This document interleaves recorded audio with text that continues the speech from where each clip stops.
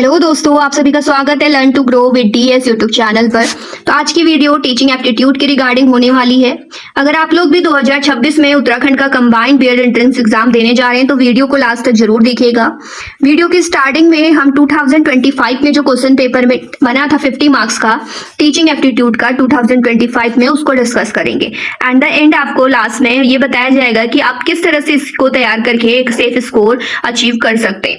तो यहाँ पे देखिए, अगर आपको इस क्वेश्चन पेपर का पीडीएफ चाहिए या फिर ऐसे ही और लास्ट 10 ईयर के क्वेश्चन पेपर के पीडीएफ चाहिए तो आप टेलीग्राम चैनल ज्वाइन करेंगे और उस टेलीग्राम चैनल का लिंक मैंने कम्युनिटी पोस्ट पे, इस वीडियो के कमेंट बॉक्स में और जो डिस्क्रिप्शन होता है वीडियो का उस पे लिंक पेस्ट कर रखा है, तो आप लोग वहां से भी ज्वाइन हो सकते हैं। चलिए बिना टाइम वेस्ट करे हम लोग पहला क्वेश्चन देखते हैं और इसी तरह से चैनल के साथ जुड़े रहिए। अपना जो एक भरोसा है वो बनाए रखिए। आपके लिए जो भी अच्छा कंटेंट है ज्यादा से ज्यादा मैं वो प्रोवाइड करने की कोशिश कर रही हूँ।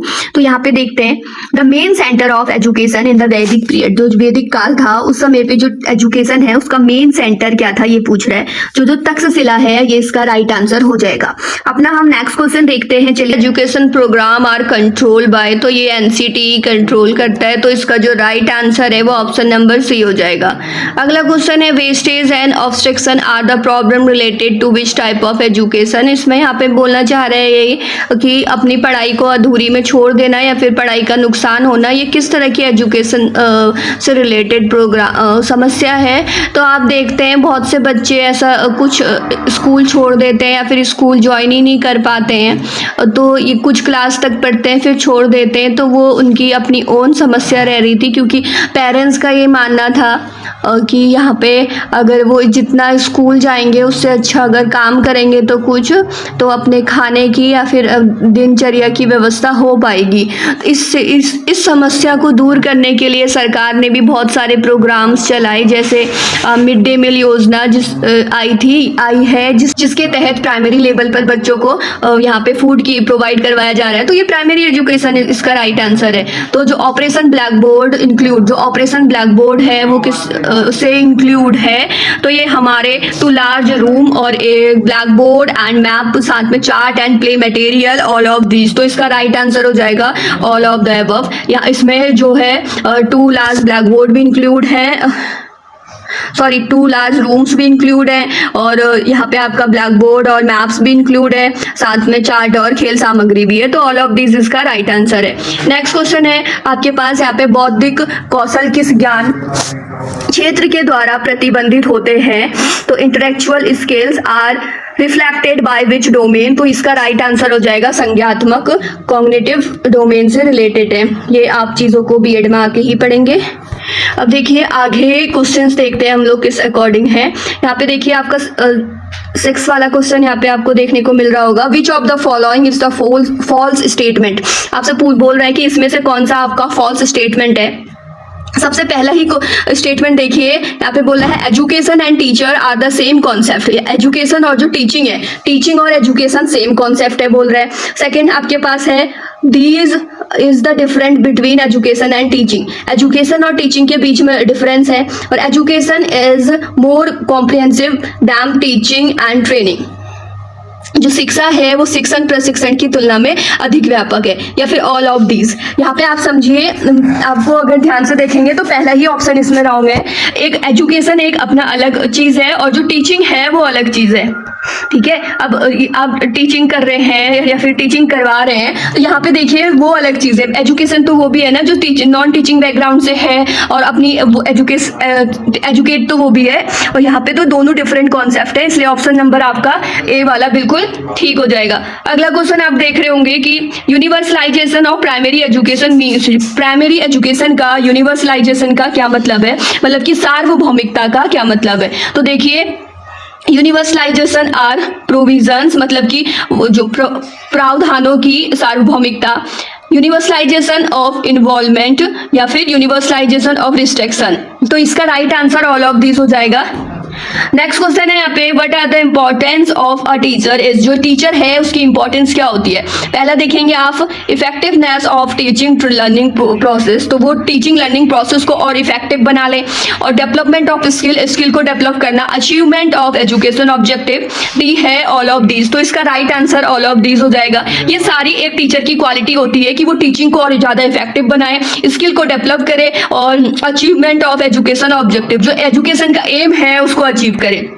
अब देखिए, व्हेन वाज द सर्व शिक्षा अभियान डिसाइडेड, तो इसका राइट आंसर 2002 हो जाएगा। तो ये बिल्कुल इसका राइट आंसर है। नेक्स्ट क्वेश्चन देखते हैं, इसमें बोल रहा है according to you how school discipline be maintain in school, तो आपके according how should discipline in maintain in school, तो आपके अनुसार स्कूल में जो अनुशासन है वो किस प्रकार बनाया जाना चाहिए, आपसे ये क्वेश्चन पूछा है। इसी तरह के सिंपल क्वेश्चन आपको आएंगे दंड देकर। तो आपके पास कोई भी क्वेश्चन है, आपके पास पनिशमेंट देने का ऑप्शन नहीं है, तो कभी भी दंड नहीं देंगे। जिम्मेदारी देकर अनदेखा कर अनदेखा भी नहीं करेंगे भाई, और अभिभावकों के सहयोग से, अभिभावक को आप इंक्लूड डिसिप्लिन के लिए तो नहीं करेंगे। यहाँ पे जो सबसे सुटेबल आंसर है वो है उसे रिस्पॉन्सिबिलिटी देके, क्या जिम्मेदारी देके आप क्या करेंगे, डिसिप्लिन मेंटेन करेंगे। नेक्स्ट क्वेश्चन की तरफ बढ़ते हैं और इसमें देखते हैं किस अकॉर्डिंग हमारी चीजें रहने वाली है। तो यहाँ पे देखिए क्वेश्चन नंबर आपका 111 है। इसमें आपसे पूछा गया है as a teacher in a class you can motivate student by, तो आप एक टीचर के तौर पर क्लास में जो बच्चे हैं उनको किस तरह से प्रेरित करेंगे, मोटिवेट करेंगे। तो यहाँ पे आपको ऑप्शन दे रखे हैं, निर्देशन से, श्यामपट्ट के उपयोग से, दृष्टांत से, छात्रों की भागीदारी से। तो इस तरह के कुछ यहाँ पे आपको ऑप्शन मिलेंगे। यहाँ तो देखिए, यहाँ पे जो इसका मोस्ट रिलेटेड और सही आंसर आपको चूज करना है। अब थोड़ी चीजें चेंज होती हुई दिखेंगी। इससे पहले कि अगर आप क्वेश्चन पेपर देखेंगे, मैंने लास्ट 10 ईयर के क्वेश्चन पेपर सॉल्व करवाए हैं, तो उसमें क्वेश्चन इस तरह से कॉम्प्लिकेटेड नहीं बनाया गया। तो यहाँ पे आप ऑप्शन को बहुत अच्छे से चुनना है। तो आपको मोटिवेट करना है ना, तो उन्हें आप गाइड भी करेंगे, निर्देशन भी करेंगे, उन्हें इंस्ट्रक्शन भी देंगे, और श्यामपट्टी का प्रयोग भी करेंगे मोटिवेट करने के लिए, दृष्टांत से एग्जाम्पल भी देंगे, और साथ ही साथ पार्टिसिपेशन ऑफ स्टूडेंट, इस छात्रों की भागीदारी भी बनाएंगे। तो right answer all of the above उपयुक्त सभी हो जाएगा। इसी तरह से हम अगला क्वेश्चन देखते हैं। देखिए, as the national level teaching at the national level teacher education is manage by, जो नेशनल लेवल पे टीचर की एजुकेशन है उसको कौन मैनेज करता है, तो इसका राइट आंसर एनसीटीई हो जाएगा। तो ये बहुत इंपॉर्टेंट इसी तरह के क्वेश्चन आपके उसमें आते रहते हैं। अब देखिए, periodic test should be given to student, जो पीरियोडिक टेस्ट हैं वो स्टूडेंट को क्यों दिए जाते हैं। छात्रों में आवधिक परीक्षाएं दी जाती हैं, तो छात्रों की प्रगति की सूचना उनके अभिभावकों को दी जा सके, नियमों के अनुसार पाठ्यक्रम पूरा किया जा सके, छात्रों में परीक्षाओं के लिए तैयार किया जा सके, परिणामों से प्राप्त फीडबैक के आधार पर सुधारात्मक उपाय किए जा सके। देखिए, जब आपका एक बार फाइनल रिजल्ट आ गया ना, या फिर उसके बाद तो आप उसमें कुछ चेंज नहीं कर सकते, स्टूडेंट किस तरह से लर्न कर रहे हैं उसमें कोई चेंज नहीं कर सकते ना। लेकिन जो पीरियोडिक टेस्ट होते हैं वो होते ही इसलिए हैं कि बच्चा कितना सीख रहा है और उसके जो रिजल्ट है उसको किस अकॉर्डिंग और ज्यादा सुधारा जा सकता है।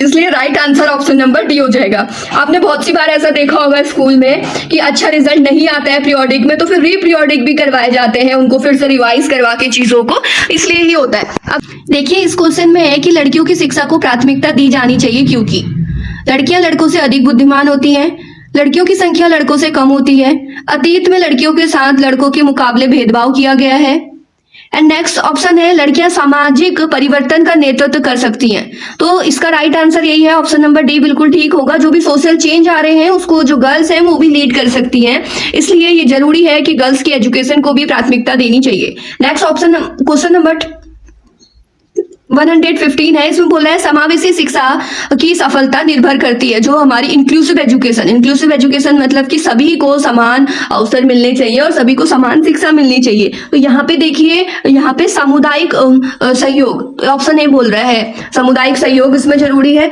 नेक्स्ट इसमें है कि आपको इसमें बोला जा रहा है ऑप्शन में कि शिक्षण सामग्री की उच्च गुणवत्ता या फिर पाठ्य पुस्तक की उच्च गुणवत्ता, शिक्षकों के दृष्टिकोण में परिवर्तन। तो सबसे पहले जो इसके लिए इंपॉर्टेंट है, जो टीचर है ना, उसका पर्सपेक्टिव चेंज हो चीजों को देखने के रिगार्डिंग, तभी तो ये होगा, क्योंकि टीचर को ही टीच करना है स्कूल में जाके, तो वहां पे पहले जो टीचर है उसका नजरिया चेंज होना बहुत जरूरी है, तभी सफल हो पाएगा। The main M of schooling should be, जो स्कूलिंग होती है यानी स्कूली शिक्षा का जो मुख्य उद्देश्य है वो क्या होता है। तो पहला आपके ऑप्शन बोला गया है कि उच्च उत्तीर्ण प्रतिशत यानी अच्छे प्रतिशत से उत्तीर्ण करना। सेकंड है कि समय से पाठ्यक्रम पूरा होना। फिर ऑप्शन है कि छात्रों को अनुशासित करना या फिर छात्रों में दक्षता का अर्जन करना। तो इसका right answer option number B है कि हम जो स्टूडेंट है उनमें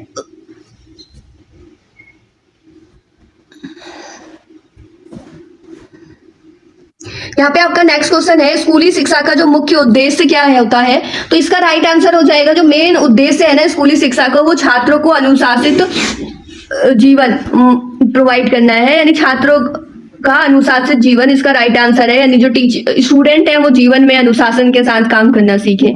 किसी छात्र की अनुशासनहीनता से निपटने के लिए निम्नलिखित में से किस दृष्टिकोण का कम से कम पालन किया जाना चाहिए। तो अगर आपको अनुशासनहीनता से निपटना है तो कौन सा दृष्टिकोण सबसे कम अपनाना चाहिए। पहला है प्रतिशोधात्मक दृष्टिकोण, उद्धारात्मक दृष्टिकोण, सुधारात्मक दृष्टिकोण या फिर निवारात्मक दृष्टिकोण। तो इसका राइट आंसर हो जाएगा यहाँ पे ऑप्शन नंबर डी। अब इन सारे चीजों को एक्सप्लेन करने के लिए मैं बहुत जल्द आपके लिए वीडियोस लेके आऊंगी, जो भी टीचिंग एप्टीट्यूड के इंपॉर्टेंट पॉइंट्स हैं, तो चैनल के संग बने रहिए। फिलहाल ये आप जो 2025 में क्वेश्चन पेपर बना है उसको ही डिस्कस कर रहे हैं। नेक्स्ट क्वेश्चन है, निजी तौर पर प्रतिबंधित स्कूल आमतौर पर लोगों द्वारा पसंद किए जाते हैं क्योंकि। ऐसा क्यों है जो प्राइवेट स्कूल है वो लोगों द्वारा पसंद किए जाते हैं। पहला है, वे अंग्रेजी माध्यम के स्कूल होते हैं। दूसरा, वे उचित निगरानी के माध्यम से गुणवत्ता सुनिश्चित करते हैं। उनके पास बेहतर योग्य शिक्षक होते हैं। और डी है, उनमें कोई भ्रष्टाचार नहीं होता। तो यहाँ पे right answer option number B है, they ensure quality through proper monitoring. तो प्रॉपर ना वो एक निगरानी के साथ उचित जो माध्यम से गुणवत्तापूर्ण शिक्षा सुनिश्चित करते हैं शिक्षा की। अब देखिए, a teacher should well vessel with theories for learning because, जो एक शिक्षक को अधिगम के सिद्धांतों से अच्छी तरह से परिचित होना चाहिए। क्यों? जो टीचर है वो जितनी भी थ्योरीज है और उससे लर्निंग की, उससे अच्छे से क्यों परिचित होना चाहिए। क्यों आपको टीचिंग एप्टीट्यूड यहाँ पे पूछा जा रहा है, या फिर आपको क्यों यहाँ पे बीएड में टीचिंग रिलेटेड चीजें सिखाई जा रही है, ये क्वेश्चन यहाँ पे पूछा जा रहा है। तो इसमें आपको ऑप्शन दे रखे हैं, देखो, यह शिक्षक को शिक्षार्थियों की आवश्यकता को जानने में मदद करता है। यह शिक्षक को शिक्षार्थी के दृष्टिकोण रुचि को समझने में मदद करता है। यह शिक्षक को शिक्षार्थी के व्यक्तित्व को जानने में मदद करता है। यह कक्षा के अनुशासन सुनिश्चित करता है। तो इसका जो राइट आंसर हो जाएगा ऑप्शन नंबर बी। तो यह क्या करता है, शिक्षार्थी के दृष्टिकोण और रुचि को समझने में मदद करता है। अब अगर टीचिंग थ्योरीज आपको पता होंगी तो आपको हेल्प मिलेगी जो स्टूडेंट है उसका इंटरेस्ट और को समझने में। अब देखिए यहाँ पे नेक्स्ट क्वेश्चन देखते हैं। इसमें बोला गया है, सतत मूल्यांकन मुख्य रूप से किसका समर्थन करता है। जो एक सतत मूल्यांकन है वो मुख्य रूप से किसका समर्थन करता है, आपसे ये पूछा गया है। तो सीखने के दौरान सहायता करता है एक सतत मूल्यांकन, यानी कंटिन्यूअस असेसमेंट। तो इसका right answer option number B हो जाएगा। नेक्स्ट क्वेश्चन है, the most appropriate purpose of teaching learning material, यानी टीएलएम का जो उद्देश्य है वो क्या है, आपसे ये पूछ रहा है। तो इसका राइट आंसर है, अनुभवों को समृद्ध करना और अवधारणाओं को स्पष्ट करना, यानी आप कॉन्सेप्ट को और अच्छे से समझा पाएंगे टीएलएम का यूज करके। अब बहुत से लोगों को टीएलएम का मतलब नहीं पता है, तो जैसे आप टीचिंग में चार्ट्स वगैरह का यूज कर रहे हैं या फिर कोई एक्सपेरिमेंट करके प्रैक्टिकल मेथड से बच्चों को समझाने की कोशिश कर रहे हैं, तो ये वो चीजें टीएलएम के अंदर आ जाएंगी जो भी आप मटेरियल यूज कर रहे हैं पढ़ाने के दौरान। अगला क्वेश्चन देखते हैं। इसमें टोटल 50 क्वेश्चन आपको देखने को मिलेंगे। देखिए, which NCERT platform provide free e books, audio videos and other education content digitally. तो ऐसा इसमें से कौन सा प्लेटफॉर्म है जो प्रोवाइड करवाता है एनसीईआरटी का। तो इसका राइट आंसर हो जाएगा ई पाठशाला। आपको सारे ऑनलाइन प्लेटफॉर्म्स के बारे में पढ़ के जाना है एग्जाम में।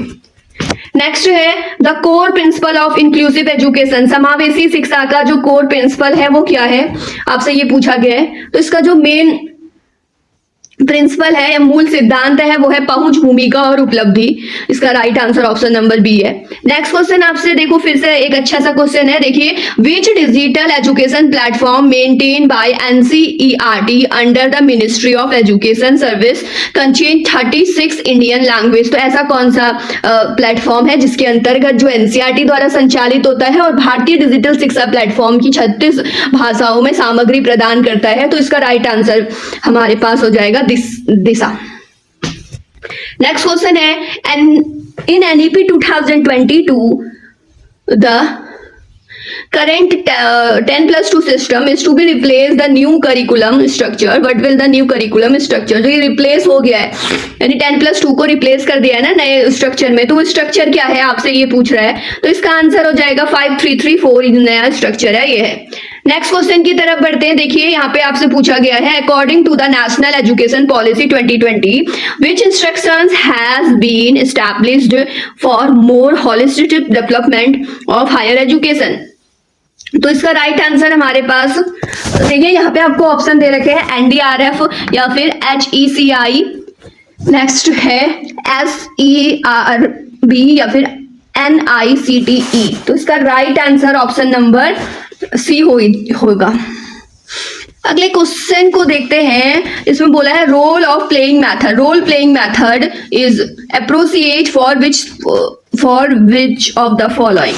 तो जो हमारे पास भूमिका निर्वाह विधि होती है किस विषय के लिए इंपॉर्टेंट होती है, तो इसका right answer option number A हो जाएगा। आप देखते होंगे ना जहाँ पे नाटक वगैरह करके या फिर इस तरह से रोल प्ले करके चीजों को एक्सप्लेन किया जाता है, जैसे हम रानी लक्ष्मीबाई का रोल प्ले करते हैं, तो वो ये सारी चीजें हिस्ट्री में होती है। साइंस में प्रैक्टिकल वगैरह होगा, मैथ्स में भी नहीं, लैंग्वेज में भी नहीं, ये सारी चीजें हिस्ट्री में।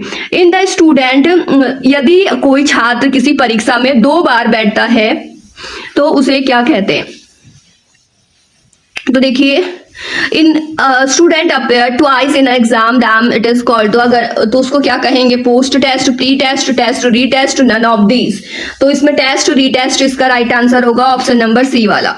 और अब देखिए यहाँ पे which of the following is more interactive and child centred. तो इसमें से कौन सा जो है वो ज्यादा इंटरेक्टिव है और चाइल्ड सेंटर है। तो यहाँ पे वर्कशॉप, कार्यशाला है, मीटिंग है, लेक्चर है या फिर ग्रुप डिस्कशन। देखिए जो ग्रुप डिस्कशन होता है उसमें चिल्ड्रन की पार्टिसिपेट ज्यादा करते हैं, तो इसलिए ऑप्शन नंबर यहाँ पे डी बिल्कुल राइट आंसर होगा। फिर इग्नो कब स्टैब्लिश्ड हुआ था। इस तरह से आपको सारी यूनिवर्सिटी, कभी कभी कुमाऊं यूनिवर्सिटी पूछ लेता है, GU वाली पूछ लेगा या फिर आपको NCERT पूछ लेगा। तो आपको ये सारी चीजें एजुकेशन से रिलेटेड जितनी भी है कब कब स्टैब्लिश्ड हुई लर्न करनी है। इसका राइट आंसर हो जाएगा 1985 में इग्नो की स्टैब्लिश्ड हुआ था। नेक्स्ट अब हम क्वेश्चंस देखते हैं। यहाँ पे आपको बोला गया है what is the main objective of teaching. जो टीचिंग होती है उसका जो मेन ऑब्जेक्टिव है, अध्यापन का मुख्य उद्देश्य। तो इसका राइट आंसर देखिए जानकारी देना पहला ऑप्शन है, दूसरा है अनुशासन बनाए रखना, तर्क शक्ति विकसित करना, परीक्षा पास करना, डेवलप रीजनिंग पावर, इसका राइट आंसर हो जाएगा। नेक्स्ट क्वेश्चन है यहाँ पे what is the most important unit of teaching. जो टीचिंग है उसकी मोस्ट इंपॉर्टेंट, सबसे इंपॉर्टेंट उसमें कौन है। तो इसका राइट आंसर हो जाएगा भाई बिना स्टूडेंट के टीचिंग पॉसिबल है, तो स्टूडेंट मोर इंपॉर्टेंट है। अब देखिए what is the main objective of classroom management. जो क्लासरूम मैनेजमेंट है उसका मेन ऑब्जेक्टिव क्या होना चाहिए। पहला है to maintain discipline, to focus student attention, to manage resources, to create conducive learning environment. तो सीखने के वातावरण के अनुकूल बनाना। तो ये right answer option number D है। जो सीखना है उसको वातावरण के अनुकूल बनाना, एक अच्छा एनवायरनमेंट क्रिएट करना, ये सारी चीजें हैं। था the fundamental element of teaching learning process. तो इसका राइट आंसर हो जाएगा टीचर स्टूडेंट इंटरेक्शन। जो जरूरी है टीचर और स्टूडेंट का आपस में कम्युनिकेशन हो, उनका आपस में इंटरेक्शन हो, इसलिए ऑप्शन नंबर ए बिल्कुल ठीक है। एग्जामिनेशन, टेक्स्ट बुक, होमवर्क ये भी ठीक नहीं है। अब नेक्स्ट क्वेश्चन की तरफ बढ़ते हैं और इसको देखते हैं। देखिए यहाँ पे हमसे पूछा गया है 135 में शिक्षक बनने के लिए आधारभूत आवश्यकता क्या है। तो जो अगर आपको एक टीचर बनना है उसके लिए जो मेन आधारभूत आवश्यकता क्या है पूछ रहा है। पहला ऑप्शन है शिक्षण में वास्तविक रुचि, आपकी टीचिंग में वास्तविक रुचि हो। नेक्स्ट है कि छात्रों में कक्षा कक्ष प्रबंधन के बारे में आत्मविश्वास हो। नेक्स्ट है विषय का ज्ञान हो। डी है अच्छी अभिव्यक्ति हो। तो इसका राइट आंसर देखिए, टीचर बनने के लिए सबसे मेन जो इम्पोर्टेंट होता है, आपके पास अपने पहले सारी चीजें बाद में, सबसे पहले आपको अपना जो सब्जेक्ट है ना उसकी आपको नॉलेज होनी चाहिए, उसका ज्ञान होना चाहिए। नेक्स्ट क्वेश्चन है which of the most desired skill in a teacher. तो सबसे वांछित कौशल कौन सा जरूरी है टीचर के लिए? तो यहाँ पे ऑप्शन दे रखे हैं, शिक्षण द्वारा कही गई बात का छात्र को समझ आना। अब जैसे मैं आपको वीडियो रिकॉर्ड करके दे रही हूँ या फिर आपको जो भी कंटेंट प्रोवाइड करवा रही हूँ, क्या मैं जो बोल रही हूँ वो आपके समझ आ रहा है? सेम चीजें यही है कि जो आप जैसे टीचर हैं, आप छात्रों को बता रहे हैं, उनके समझ आ रहा है। नेक्स्ट क्वेश्चन है निर्धारित पाठ्यक्रम पूरा करना। और वांछित कौशल है सबसे इंपॉर्टेंट पूछा गया है। बी सी वाले में है शिक्षण के समय छात्रों की मानसिक रूप से तनाव मुक्त करना। डी है कक्षा में की गतिविधियों के बारे में उच्च अधिकारियों को सूचित करना। तो देखिए यहाँ पे तो इसमें ऑप्शन नंबर डी बिल्कुल ठीक हो जाएगा। ये आंसर की के अकॉर्डिंग आप लोग को यहाँ पे बताए गए हैं, कक्षा में जो की गतिविधियों के बारे में उच्च अधिकारियों को सूचित करना। नेक्स्ट क्वेश्चन है which of the following represent teaching at authorising level. Authorising level पर टीचिंग को कौन रिप्रेजेंट करता है, यानी सत्तावादी स्तर पर? तो इसका राइट आंसर आपको यहाँ पे टीचर सेंटर देखने को मिलेगा।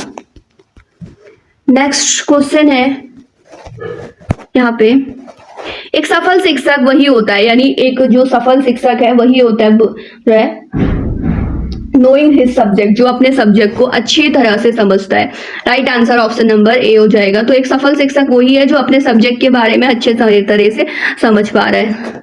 बाकी सारी चीजें, क्लासरूम इन्वायरमेंट क्रिएट करना, क्लासरूम डेवलप करना, वो सारी चीजें बाद में है ना, कि आप कैसे मैनेज करें। सबसे पहले आपको नॉलेज तो होना चाहिए जो आप पढ़ाने जा रहे हैं उस सब्जेक्ट का। यहाँ पे अगला क्वेश्चन है कि when was NCERT established. NCERT कब एस्टैब्लिश्ड हुई थी? ये कुछ इस तरह का क्वेश्चन है। यहाँ पे देखिए इसका राइट आंसर हो जाएगा 1961 में। अगला क्वेश्चन है student centre education means. Student centre education का क्या मतलब है? तो इसका राइट आंसर हो जाएगा education try to need and expectation of student, यानी शिष्यों की आवश्यकता एवं आकांक्षाओं के अनुकूल शिक्षा है। जो भी टीचर स्टूडेंट है उनकी जो नीड है, उनकी जो आवश्यकता है, उसके अनुसार जो शिक्षा है वही मेन हो जाएगा। CAI जो है इसका जो संक्षिप्त रूप, इसकी फुल फॉर्म पूछ रहा है आपको, तो इसकी कंप्यूटर असिस्टेड इंस्टीट्यूशन इसका राइट आंसर हो जाएगा ऑप्शन नंबर ए वाला। नेक्स्ट क्वेश्चन देखते हैं कक्षा अनुशासन का उद्देश्य, जो मेन एम क्या है बोल रहा है क्लासरूम में डिसिप्लिन का। तो स्वीकार करने योग्य कक्षा व्यवहार इसका राइट आंसर है। नेक्स्ट क्वेश्चन की तरफ बढ़ते हैं। नेक्स्ट क्वेश्चन है निम्न में से किसे हम अधिगम का एक परिणाम कह सकते हैं? तो इसका राइट आंसर हमारे पास जो है बुद्धिमत्ता है, परिपक्वता है, कौशल है क्या, या फिर स्मरण शक्ति है। तो अगर आप इन ऑप्शन को ध्यान से समझे ना तो ऑप्शन नंबर सी आपको बिल्कुल ठीक लगेगा। आप जब कोई भी स्किल में तब परफेक्ट होते हैं, तब सीखते हैं जब आप क्या करते हैं, अधिगम लर्निंग करते हैं। तो एक लर्निंग का ही इफेक्ट रिजल्ट बोल सकते हैं। और नेक्स्ट क्वेश्चन है निम्न में से कौन सा शिक्षण संस्थान भाषा के व्यवहारिक ज्ञान को सिखाता है? तो यहाँ पे जो राइट आंसर है भाषा प्रयोग, इसका लैंग्वेज लैबोरेटरी राइट हो जाएगा। नेक्स्ट क्वेश्चन की तरफ बढ़ते हैं। देखिए यहाँ पे बोल रहा है कि यदि कक्षा में कोई छात्र सही उत्तर नहीं देता है तो एक शिक्षक को उस पर क्या करना चाहिए? तो देखिए छात्र को दुर्वचन कहकर एहसास दिलाना, यानी उसको गलत वर्ड्स यूज करना, बोलना और उसको उसकी गलती का एहसास कराना, ये बिल्कुल गलत है। यहाँ पे देखिए गलत उत्तर को अनदेखा कर अगले प्रश्न में बढ़ना, ये भी गलत है। और सही उत्तर देने के लिए दूसरे छात्रों को कहना चाहिए, ये भी गलत है। राइट आंसर है छात्र को गलत उत्तर क्यों है समझना चाहिए। तो इसका मेन जो इसमें यही है कि आपको ये इस बात को समझना होगा कि उसका गलत उत्तर क्यों है, क्यों वो कॉन्सेप्ट को नहीं समझ पाया है। नेक्स्ट क्वेश्चन देखते हैं यहाँ पे बोला गया है, मान लीजिए एक छात्र कक्षा में शिक्षक से प्रश्न करता है जिसका शिक्षक के पास कोई सटीक उत्तर नहीं है, तो इस स्थिति में आप क्या करेंगे? भैया आप एक टीचर हैं, आपसे एक स्टूडेंट ने क्वेश्चन करा, आपको उसका आंसर नहीं आता, तो आप इस सिचुएशन में क्या करेंगे? अब देखिए ऑप्शन इसमें कितने मस्त मस्त होंगे। छात्र संतुष्टि के लिए कोई भी उत्तर दे देंगे, भाई गलत सलत कुछ भी उत्तर दे देंगे बस स्टूडेंट की संतुष्टि के लिए। अगला है कि छात्र को कहें कि ज्यादा अप्रशासनिक उत्तर ना पूछे, तो छात्रों को डांट दें, आप इस तरह के बेकार से कि ज्यादातर क्वेश्चन क्यों पूछते हैं हर बार क्लास में, ऐसा कुछ बोल दें। अब देखिए नेक्स्ट है कि छात्र को कहें कि सही उत्तर बाद में देंगे, या फिर डी है छात्रों को स्वयं सही उत्तर खोजने के लिए प्रेरित करें। तो इसका राइट आंसर यही है कि आप स्टूडेंट को कहें कि मैं इसको देख के अच्छे से क्लियर करके आपको बाद में बताऊंगा। ऑप्शन नंबर सी इसका बिल्कुल राइट आंसर है। अब अगले क्वेश्चन में देखते हैं, as a teacher what will you do if the student are not attending in the class. तो एक शिक्षक के रूप में आप क्या करेंगे यदि छात्र कक्षा में उपस्थिति नहीं है? तो देखो एक ऑप्शन है ए वाला कि छात्रों को उनकी अनुपस्थिति के लिए दोष देना, तो आप स्टूडेंट को ही दोष देंगे, ना ही आप दोष देंगे ना ही आप दंड देंगे। अगर स्टूडेंट नहीं सीख रहा है ना तो उसमें भी टीचर की गलती है, इस बात को आप समझे लें अपने एंट्रेंस एग्जाम के लिए। देखिए नेक्स्ट है, शांतिपूर्ण ढंग से छात्रों के वर्तमान रवैये पर विचार करेंगे, यानी जो अभी छात्र का वर्तमान में रवैया है उस पर विचार करेंगे। शिक्षण के लिए किसी रुचिकर टेक्निक का प्रयोग करेंगे, अनुपस्थिति के कारण को समझने और उसके समाधान का प्रयास करेंगे। जहां पर आपको ऑप्शन में ये दिख गया है कि रीजन आपको फाइंड आउट करना है, कारण समझना है, वो आपका बिल्कुल सही आंसर रहेगा। तो ऑप्शन नंबर डी बिल्कुल सही है। नेक्स्ट क्वेश्चन देखते हैं, एक छात्र कक्षा में प्रायः देरी से आता है, एक शिक्षक के रूप में आप क्या करेंगे? तो देखिए एक छात्र कक्षा में देरी से आता है, शिक्षक के रूप में आप क्या करेंगे? तो यहाँ पे है, और यहाँ पे आपको ऑप्शन दे रखे हैं, छात्र के माता पिता से और प्राचार्य को सूचित करेंगे, उदाहरण स्थापित करने के लिए उस छात्र को प्रताड़ित करेंगे, और देरी से आने का कारण का पता लगाएंगे। यह बात ध्यान देने योग्य नहीं है।